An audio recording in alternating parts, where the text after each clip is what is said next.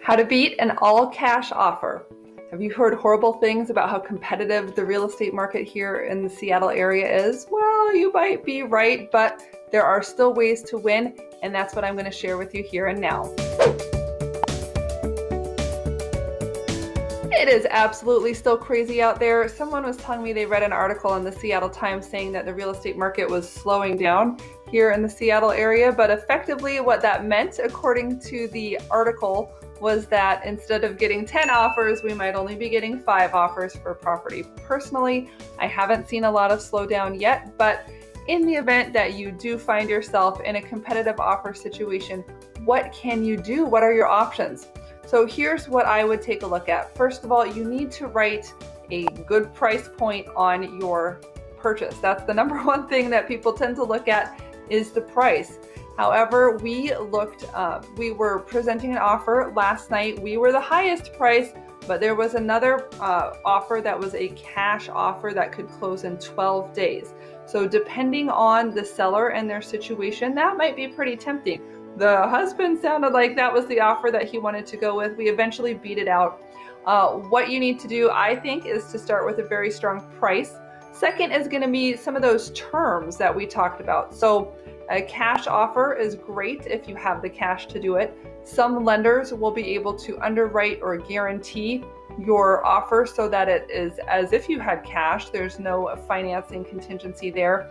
Sometimes you are still disclosing that you're getting a loan, but you have removed your financing contingency, which is risky because if you don't get the loan, you could lose your earnest money. But frankly, that's what a lot of people are doing. So high price is the number one thing. Great cash or bank financing terms is another thing. And then taking a look at your earnest money deposit is a third factor. So earnest money is typically a refundable amount of money, maybe $1,000.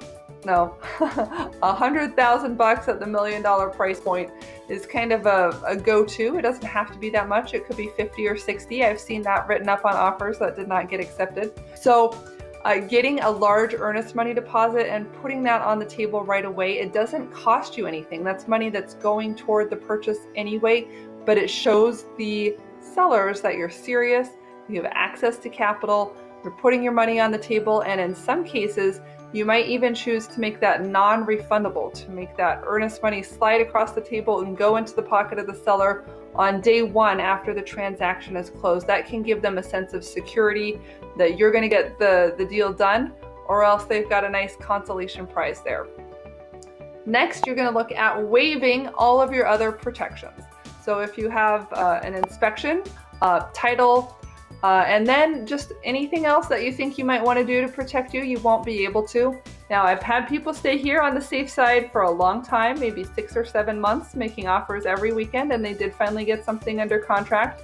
I've also had people stay here and maybe in a less competitive part of the market, like a $300,000 condo, and they got their first property under contract too. So I mean, it can happen, and I will go wherever on the spectrum you want to go, but it's my job to give you that information, both how to stay safe and how to get your offer accepted, and let you make the choice on where you want to be.